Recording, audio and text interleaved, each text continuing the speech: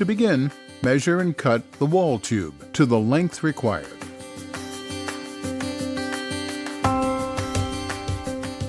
Next, position the nuts and washer on the wall tube.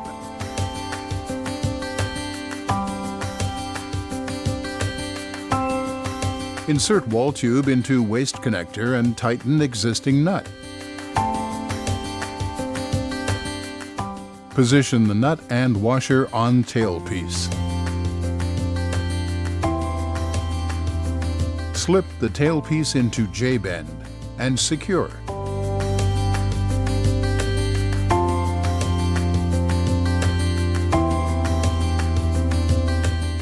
Finally, tighten the nuts and check for leaks.